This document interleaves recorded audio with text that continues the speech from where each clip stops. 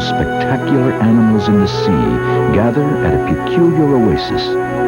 It is an ocean wilds of living marvels, long hidden from humanity, harboring creatures found nowhere else on Earth.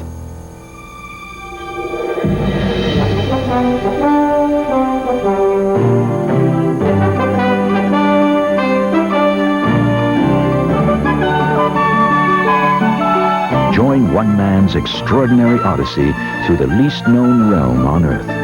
Undersea naturalist, adventurer, and filmmaker Feodor Pitcairn shares his unique vision of the ocean wilds.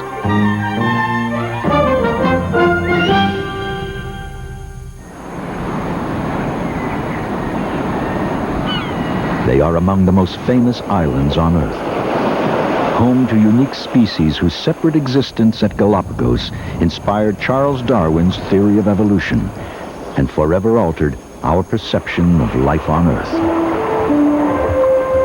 Controlled by Ecuador, the 14 Galápagos Islands rise directly on the equator 600 miles off South America. Though legendary, the islands themselves are arid volcanic moonscapes, little inhabited by humans. Most of the famed creatures of Galápagos are sustained not by the islands, but by the rich seas that surround them.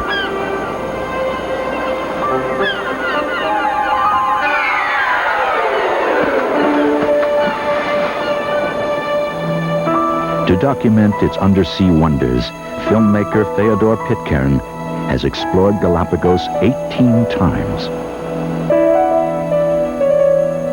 Often alone, he spends weeks gaining the acceptance of marine creatures and trying to imagine daily life in their world.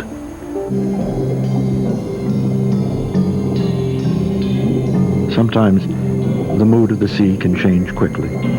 I may not know why, but I know when things are different. One afternoon, I sense life accelerating, turning electric. A school of panic-stricken little fish race past. I can't see anything that might be causing the excitement.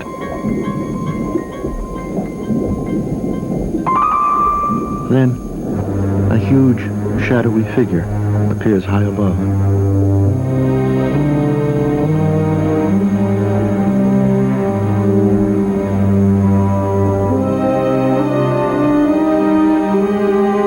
One of the sea's most elusive giants appears at Galápagos. The whale shark is the largest fish in the sea, so enormous it is often mistaken for a whale. It can weigh 15 tons and reach nearly 60 feet, a fish twice the size of the largest known killer whale.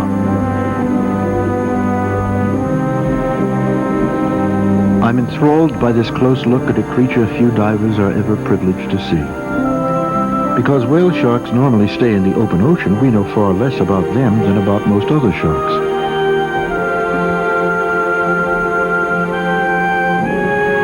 She turns out to be a pregnant female. Perhaps Galápagos is a breeding ground for whale sharks. No one knows.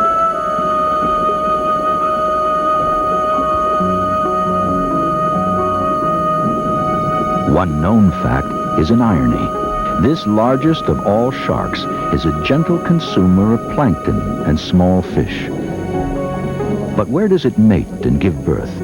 How deep does it dive? How many are there? Seldom encountered, it remains shrouded in mystery.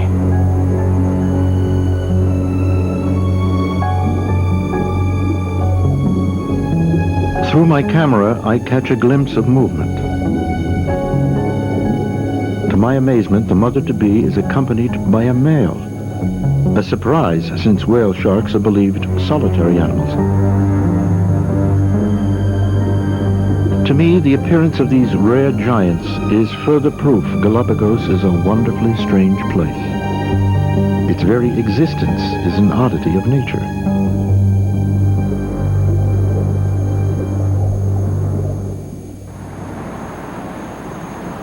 What we see as islands at Galápagos are actually the peaks of deep-sea volcanoes looming above the surface. Great submerged mountains built up by magma spewing from the floor of the abyss.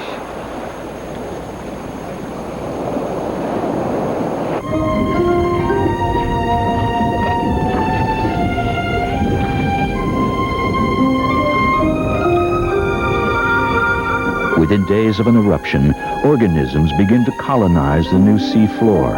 The volcanic walls and boulders become an open sea reef of lava, similar to a reef of coral.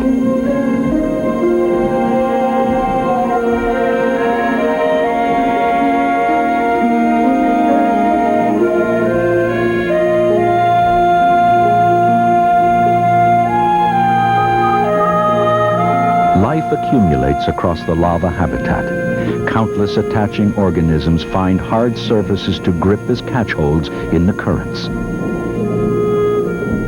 Predators arrive to roam the reef in search of food. Prey seek shelter among the maze of lava crevices.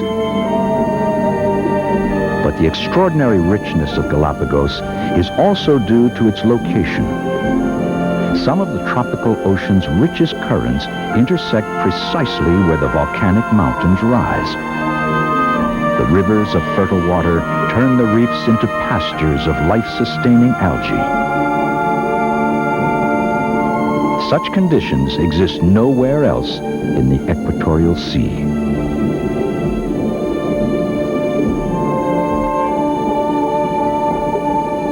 Often I come upon a school of grunts ripping up algae to expose the small crustaceans they like to eat.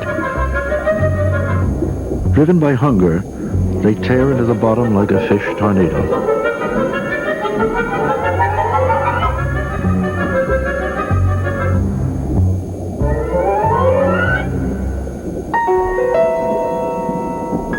Hunger seems relentless in the sea. In the distance, a school of chubs has discovered algae growing on the shell of a turtle. In the ocean wilds, food is food, and this is a movable feast.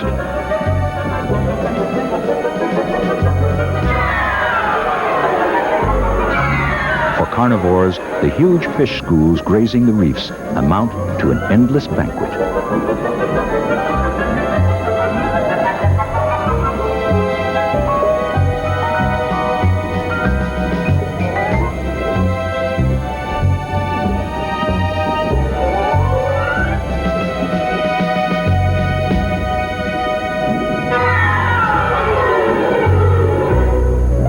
Isolated far at sea across the ages, many Galapagos creatures have undergone evolutionary change. Cormorants at Galapagos gradually lost the ability to fly. There were no mainland enemies to escape in flight, and no need to travel far for a meal. They could find all the food they needed scouring the shallow bottoms near shore for fish. Their legs and feet grew larger to propel them, and their wings degenerated.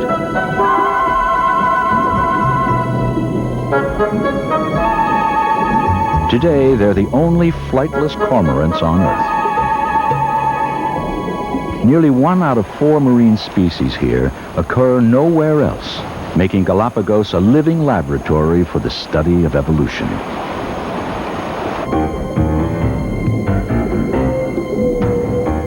Diving is a life-and-death gamble for the iguana, which risks its life each time it feeds in the sea.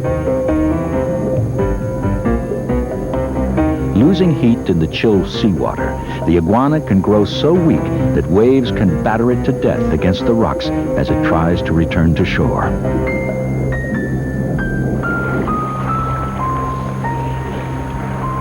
After each dive, iguanas bask in the sun and crowd together to recover body heat. All the while sneezing out excess salt absorbed while diving through a specially adapted nasal gland.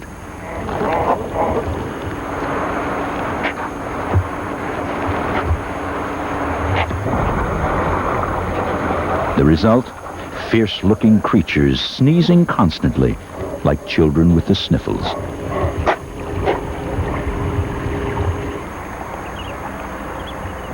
Nothing about Galapagos is stranger than the presence here of penguins, thousands of miles north of the frigid Antarctic waters where other penguins live.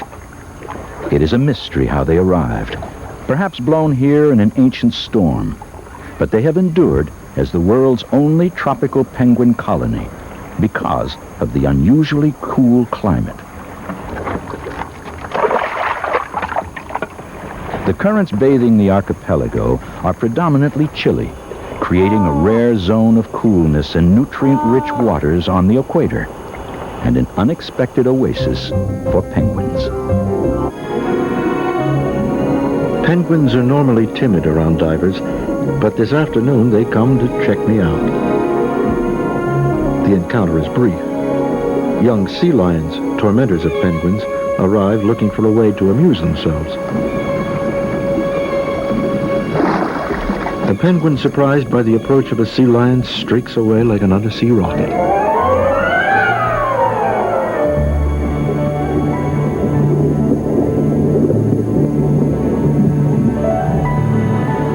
One day, a female hawksbill turtle glides past me.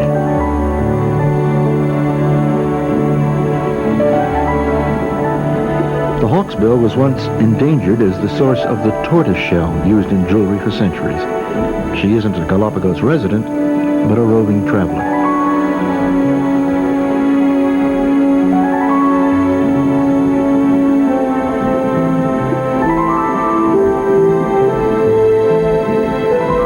Perhaps while riding the currents across the Pacific, she has dropped in here for a meal.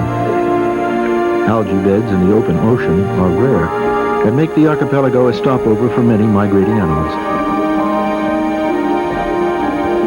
The currents that nurture the algae she eats also make her work for her food, blowing her about between bites.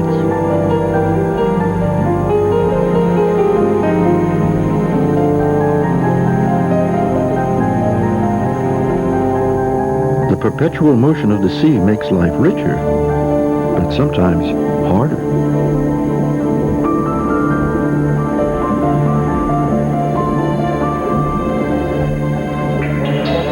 The turtle is followed about constantly by a hogfish, a local opportunist gobbling up tiny invertebrates exposed as the algae is removed.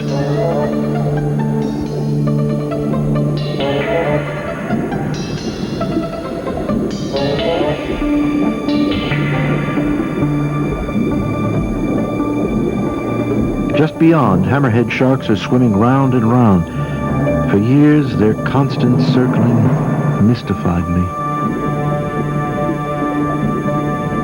Few animals in the sea are so baffling as hammerhead sharks, and their mystery deepens at Galapagos. They roam the reefs in enormous schools of 100 or more, like menacing shadows. Though considered man-eaters, they never approach Pitcairn closely, and even seem wary of him.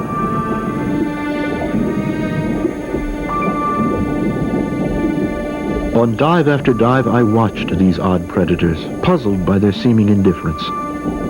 Strangely, they swim all day through species of fish they are known to eat, yet they never attack. I could see there were healthy adults of more than 6 feet. Obviously, they were feeding, but upon what and when? Curiously, they created no tension among the other animals on the reef. The hawksbill and the hogfish seem unconcerned, though the sharks, only yards away, are their dreaded enemies.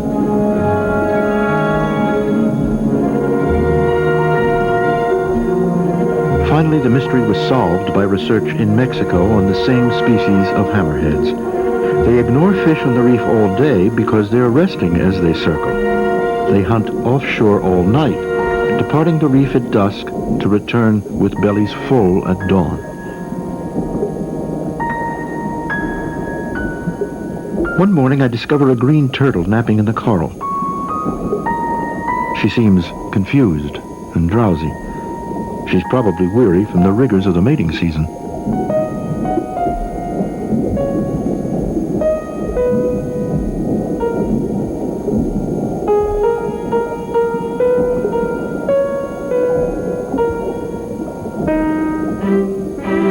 In the fall, green turtles converge here from as far as 1,000 miles away.